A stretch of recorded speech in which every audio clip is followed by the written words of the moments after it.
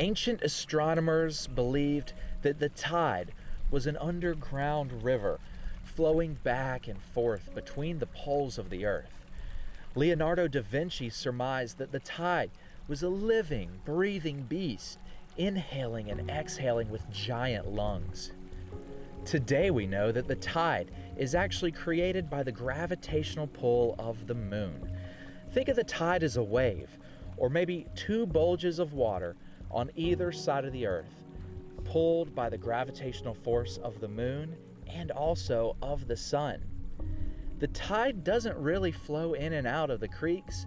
We actually rotate into the tide and out of the tide.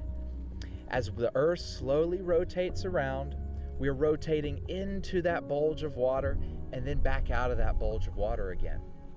Many people actually think that the tide is influenced by the stages of the moon, and that's not true.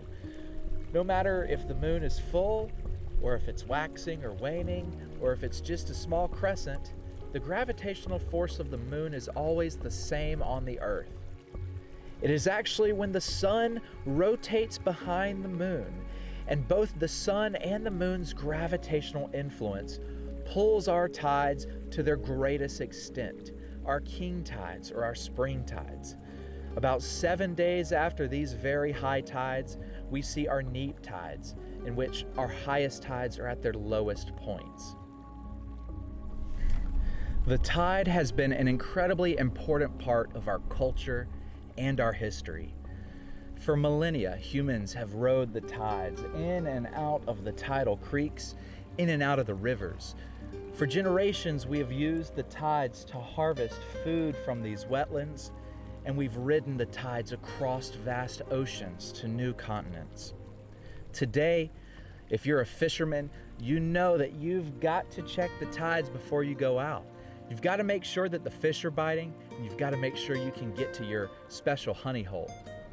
If you're a crabber, or if you're an oysterman, you know that your livelihood and your catch depends upon these tides. For wildlife, the tide is incredibly important. As the high tide flows into these marshes, large fish like red drum or speckled trout will come in with it, searching for mollusks or crustaceans to feed upon in the grasses. You'll see that periwinkle snails will make their way up to the tops of the grasses to avoid these predator fish. As the tide flows back out again, you'll see raccoons or mink come down into the mud, searching for these fiddler crabs to then feed upon themselves. The tide is so important. It brings nutrients from the tree line out to our oceans to feed our phytoplankton and to feed these small microorganisms that in turn the larger fish themselves feed upon. At high tide, you'll sometimes even see dolphin make their way into the shallower creeks, looking for mullet or bait fish. You'll see great blue herons come in and land in these grasses, searching for smaller fish, smaller bait fish to feed upon.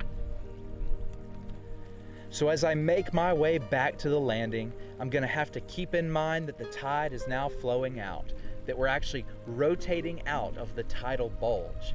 I'm going to have to keep my eye out for oyster beds or keep my eye out for sandbars to avoid grounding myself.